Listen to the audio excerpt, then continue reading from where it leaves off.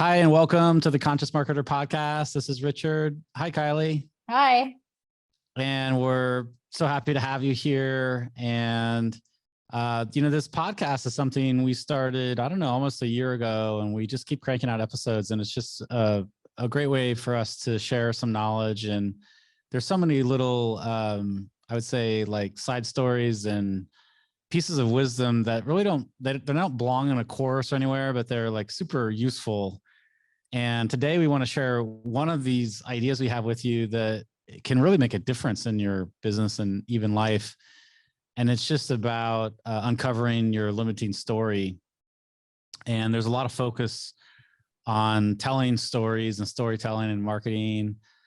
But often the story that is the most important story to us, or one that we hold on to, is the one that prevents us from taking action. It's like an excuse that we give ourselves. It's like the out button. And we normally don't share the story with anybody, but when we go forward to take action, we tell ourselves the story internally, and then we don't move. We stay where we're at. We don't go for the transformation. We kind of lack the courage to move through it or to even question it. Sometimes we just believe it's true. We haven't ever questioned the limiting story. I don't know, Kylie, because you do so much with story. I'm kind of wondering what your perspective on the limiting story is, because for me, it's one of the most powerful things that if we can figure out our limiting story, then it ceases to hold power over us anymore. But if we're unaware of it, then it holds great power over us, I was just listening to Donald Miller's book, Hero on a Mission, on the treadmill yesterday. And Right. He's using his story framework in terms of living a better life, which it's like, I'm like backing it up by 30 seconds every 2 minutes because I didn't hear every word, and it's so good. I want to hear every word. But he talks Right. about the four characters in every story. He talks about the villain, the victim, the hero, and the guide. And he says that a lot of times we're in our victim or our villain energy, and our villain energy is when we're trying to make somebody else small. And our victim energy is when we feel like outside forces are controlling our destiny in some way. And so yesterday, if you would have asked me that question, I would have had a totally different answer. But I really do like this framework because he said we go in and out of all of them all the time. But he said as we move from villain to victim into hero, the whole purpose is to become the guide so that we can then pass it on to other people. We have our pain and we have our mistakes and we have all this stuff, and we're growing into being the guide. And so I think if we look at the fact that we do have these limiting beliefs in certain flavors, whether it's that we can't do it, or it's not the right time, or we're not good enough, really looking at where's that energy, what character inside of you is that energy coming from, and what can you do to move back into that hero? Because when we move back into it, we can then be the guide. And I know that everyone listening to this podcast is a guide of some sort. Yeah. And I think that when you can see the limiting story, what you'll find is that it gives you some reason not to act, and it puts you in a state of lack or what you don't have. And it, like you said, it kind of puts somebody else in a better position than you. Like, well, if only I had this, or only I was this or this, or then it's like, then it would be okay. Then I could move forward. Or, and I think what's interesting is, I don't know, I think it would be interesting if we go through a couple limiting stories that we hear, really talented people tell us, and then we sometimes will go, okay, was that true? It's kind of like Byron's Katie. Is that true? What if that wasn't true? What if the opposite was true? She has her 4-step framework. It's pretty good. It's been around for a while, but this question, like if you can find the story, you just ask, is this true? What if it wasn't true? And so let's just go through a couple and see if we can help some people listening to this podcast to identify a story. So I'll start. I think one of the limiting stories that people tell themselves that we hear often is, I don't have anything unique to share in the market. And it's kind of one of these like internal dialogues that it's like, everything's been done before. I don't have anything unique to share. So if you were to give an antidote or to help reframe that, Kylie, what would your coaching or mentoring be for the person who's telling them that story? Yeah. So I would say that you are what's unique. So you may be an acupuncturist and there's a million acupuncturists, but the way that you specifically do it, your unique energy, your unique presence is what people are really coming in for. They're coming in for you. They're coming in for a transformation, and you deliver that transformation through a specific service, but you are putting your own personal spin on it based on your education, based on your life experience, based on all the clients that you put your hands on before. And that is what makes you unique. And we talk about this a lot in storytelling. Telling your story makes you unique because you're the only one with that story. And I would also say you're the only one who delivers your work in the way that you do. And some people aren't going to get the help they need without you because they're not going to be attracted to the other people that are doing what you do. And they are going to be attracted to you. And so if you do have this limiting belief, I challenge you to just put yourself out there anyways. Yeah, that's so good. And, you know, one thing that people are never going to have that you have is whatever is inside your mind and your thoughts and your energy field. Like nobody knows what you're thinking right now. Maybe somebody higher does, but nobody on the human plane knows. So you always have that. And I think it's such a great point.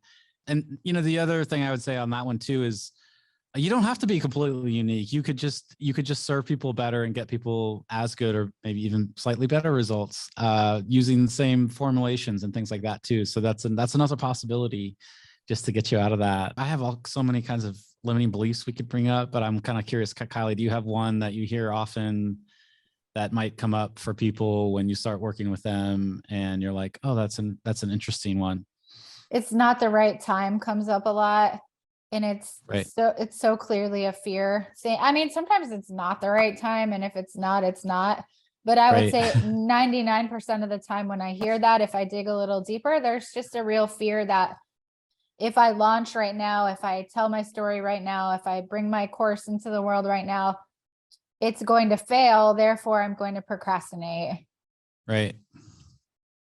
Yeah. And I always kind of like this illusion of time. I always say that you kind of have to make the time because there's this mythical land that's like a month out or 2 months out where like your schedule opens up and it's like the parting of the waves or whatever. It's like all of a sudden you have all the time during the day and you don't have any obligations and no kids and you don't have to feed the animals or work with your clients or anyway. It's just like this mythical future time where it's just going to open up, but really it's kind of like scheduling things in. And like you said, there are cases where like, yeah, there's not enough time or like I'm on vacation traveling to, you know, some foreign country with no internet access. So obviously there are times, but I think for a lot of times, for a lot of cases, it's less about time and more about commitment level. Here's a couple of we could just run through a few more that just so that we can be useful. So if any of these stories are landing for you, then, you know, just look at them and you don't have to fight them. Just sit with them. You know, you don't have to go against the story or try to solve it, but just as you start to bring awareness to whatever your limiting story, and just as there's kind of a core pivot story for the hero, there's also often a core limiting belief. And often this has been something that you haven't even decided for yourself. It's been decided by your family or your culture or somebody else. And it's just something that you've accepted as true that's actually not true. And normally you can see that it's not true by looking at other people with much worse circumstances that have achieved or gone through and created the same transformation, even though they didn't have what you thought they needed to have. So here's a few others. I think one is age, and age is interesting because age or experience. So I don't have an experience or enough age. So I know when I first started marketing, I didn't feel like I had the experience to, you know, teach others as much. And I didn't teach others as much because I felt like I needed to get more work experience and have more case studies, which isn't a bad thing, I might add. But it did prevent me from launching my own stuff for many years because I felt like I needed to have like all these kind of hard results. And so I created those and created more of those and created more of those. So there's definitely a point where I could have jumped in probably 5 or 7 years earlier and been like just fine, you know. And the other aspect of that is some industries are evolving. And so you just have to be at the cutting edge. So the internet marketing world was like that, where new platforms and things were arising almost yearly. And so nobody was the expert and nobody had experience because everything was new. And it's like that with different fields now with like AI, and there's all kinds of other things happening now where some fields are going so fast. You have to learn quickly, and then you can help others because you figured it out too. So that's one. Here's another one that I know that you faced, Kylie, and it's I'm not technically savvy, or I can't do the tech stuff, and I'll never be able to manage the tech stuff. I'm kind of curious, because maybe did you ever use that as an excuse for not doing stuff online, or have you seen people like just not do anything because they're like, yeah, I can't do the tech? I see a lot of people use it as a fear. Again, I think it's a procrastination, because I never did actually let it stop me. I figured early on that I would never be able to do it. Right. The first time I realized that was when I was uploading my very first ad, and I had a certain image I wanted to use with the ad, and I had to download this software to resize it to fit the news feed of Facebook. And I downloaded the software, and then I had to figure out how to use it. And I was crying, and I was like, I'm not doing this anymore. And so then I just went back to that team and said, can somebody else help me with some of these tech stuff? And they said, yes.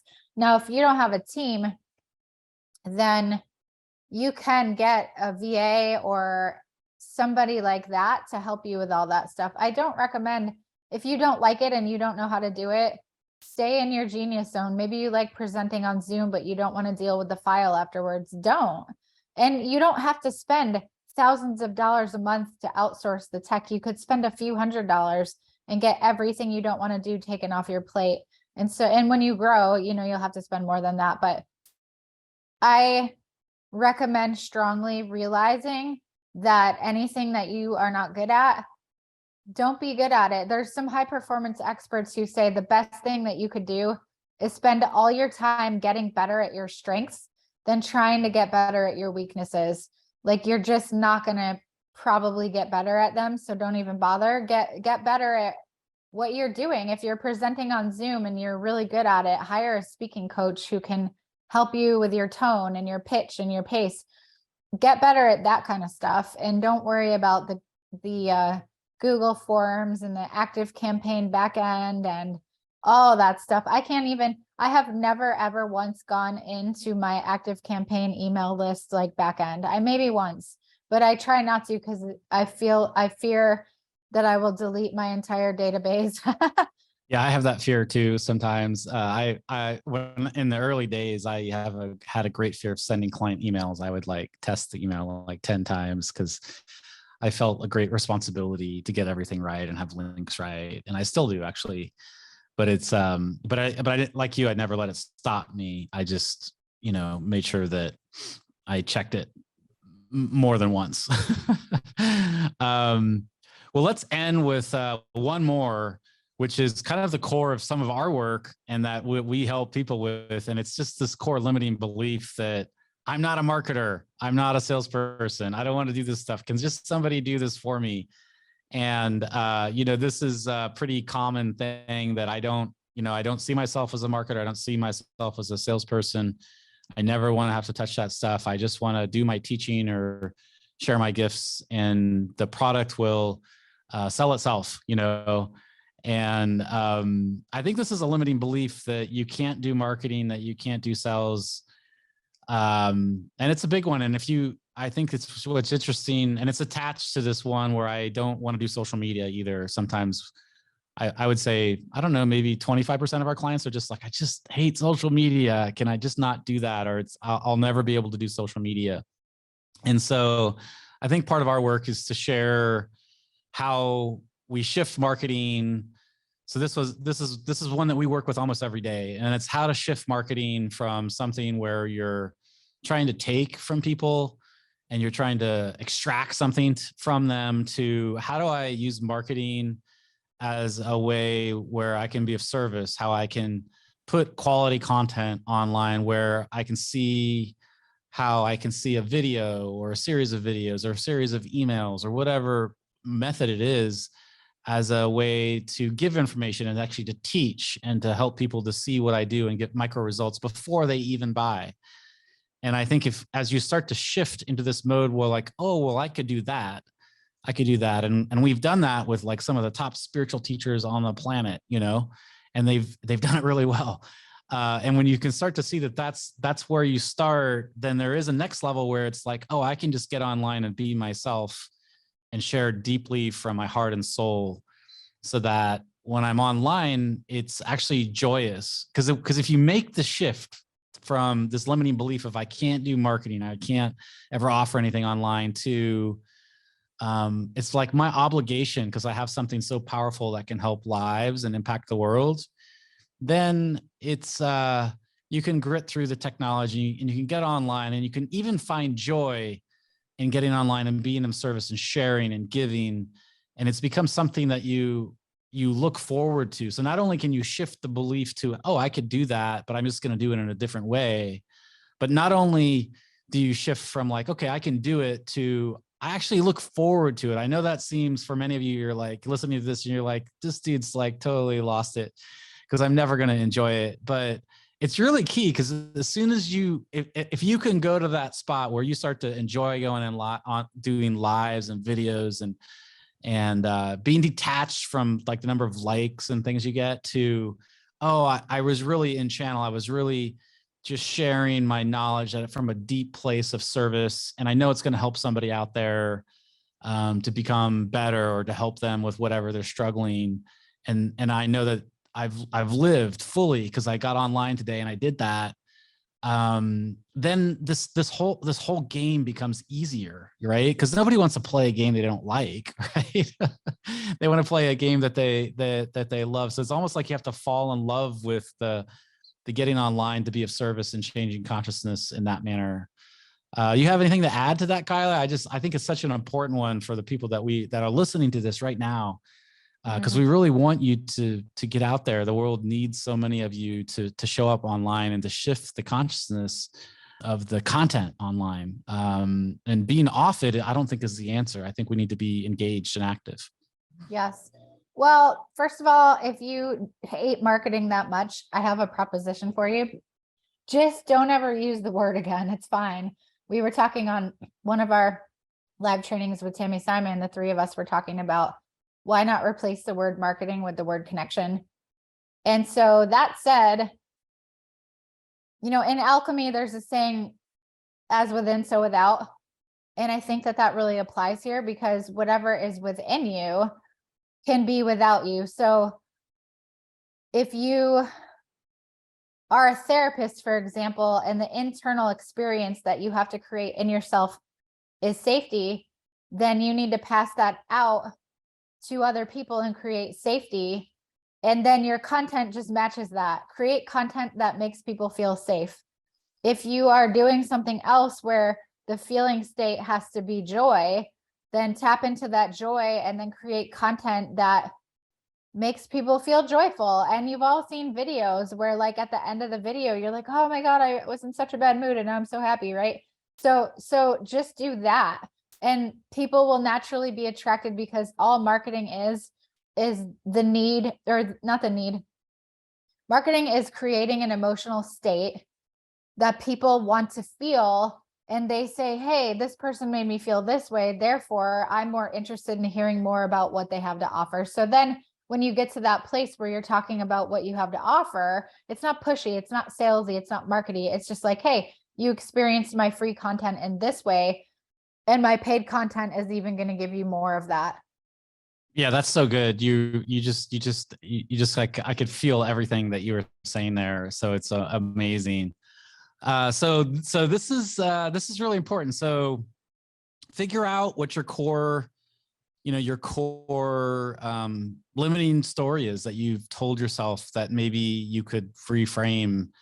And what I think is interesting is, once you figure it out, whenever it comes up, you can start to look at it and question it, and eventually maybe find another story to replace it with, like story replacement, or evolve that story so that it serves you, and then once that limiting story is out of the way, then you just have to make the choice to go forward and take action. And so this limiting story, if I know we have a lot of coaches and consultants on here, use this with your clients. Ask the people that you work with, what are the limiting stories that they're telling themselves that are preventing themselves? Or what's the limiting story that may be sabotaging so that they're only getting part of the results instead of the full results? It's a really powerful question to ask, because it'll highlight something that either they need to see or that you need to bring to their attention.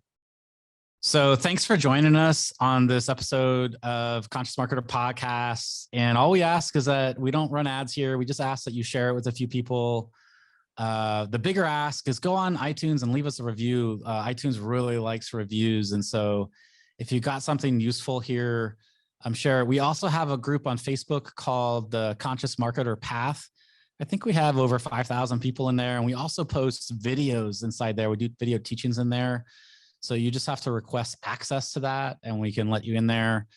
And if you'd like to work with us to build your program out, or maybe you have a business that's a little more developed and you want a year-long mentorship, we have a program called Outsource. You can find out information about that on our website, consciousmarketer.com. You can also find the show notes and links for this podcast. So thanks for joining. Thanks, Kylie. This has been a fun episode. Yeah.